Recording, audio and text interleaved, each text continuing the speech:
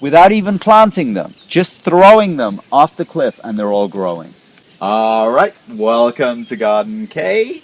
It's an easy one to describe. The borders of it is basically, it's a wraparound garden. It's the actual cliff that goes along here and that wraps around and goes up to ocean view.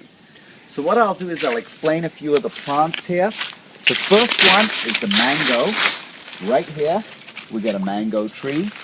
And maintenance activities for this, pretty simple. Main thing is to give it some soil, some grass every now and then. What we do when we do lawn mowing in the lawn area, we take the grass clippings and we often put it around the trees. And that way it gives them a nice bit of mulch to give them a nice little start. So we do that around this tree as well. Now a little activity that is a perfect maintenance activity for someone who is really OCD, you give them a toothbrush.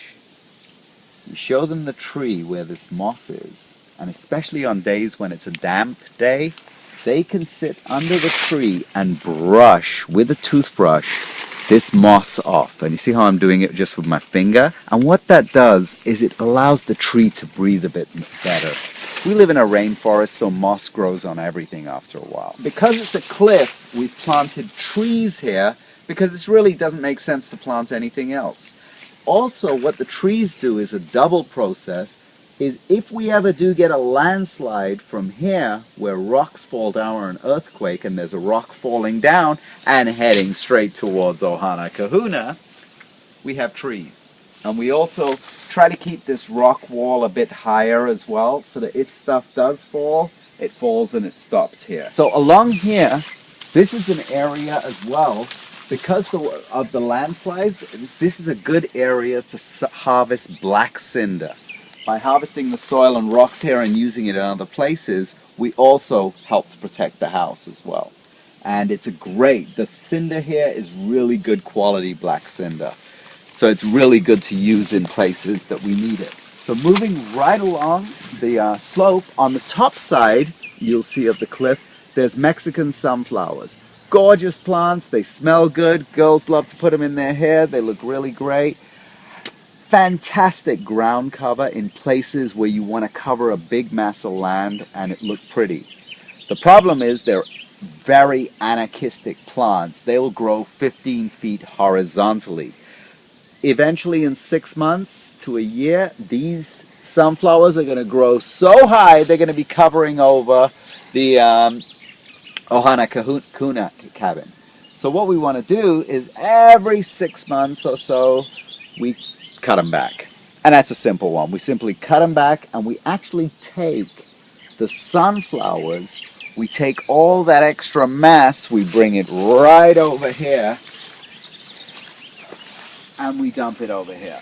In fact, any of the weeds that are weeded from Garden K that are weeded along the way, we put them in this area because in this area what we're doing is we're building our slope and we use weeds to control weeds many times. If you throw weeds on top of weeds, that's one way to keep it down. And then when they start growing up, you throw more weeds on top of them. It sort of keeps it down. And in places where we have slopes, it's a really good way to keep the ground soft, to keep it navigable, so that we can access the place as well. When we have weeds on top, it allows us to walk out a little bit more, and it's great to keep this stuff weeded down.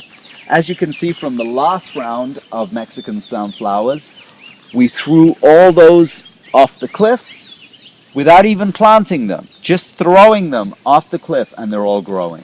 So right over here, you can see the tire trail, and one of the maintenance activities, there's two parts. One can use a weed whacker, and you can weed whack the trail to make it neat. The other way is hand weeding. So if we have someone who's skilled on the property with a weed whacker, they can weed whack their way up and simply clear the trail on the way up. We try to always keep the trail open because especially when it's raining at night and someone's at ocean view, we want them to have a nice comfortable way down. So we weed this. You can also weed this with a comma as well. If ever any tires get loose, we buff up the tires as well. And so the maintenance for this part here is simply keeping it back. We planted all these beautiful low plants here, and the reason why we planted these is not to block the ocean view for ocean view. So the main activity for maintenance, for the final activity for maintenance in Garden K, is to just weed some of the cane grass from these plants. These ones we want to keep. We keep the ferns. We keep the guava. This is guava right here.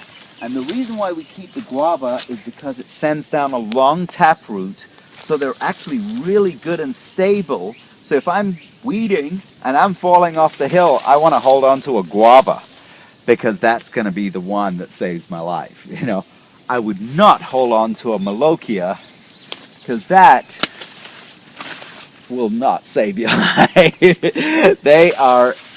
It's such a terrible weed tree. They grow completely prolifically, very quickly, very weak. They fall over. It's good. But the reason why it's called a toilet paper tree is because it makes great toilet paper. And so there is one use for the tree. And I think the final thing to mention about Garden K is that we don't want to have any plants on this slope that grow too high to block the ocean view, because otherwise ocean view would not be able to live up to its name then, which is ocean view. We try to keep the ocean view for ocean view. Thanks a lot. Aloha.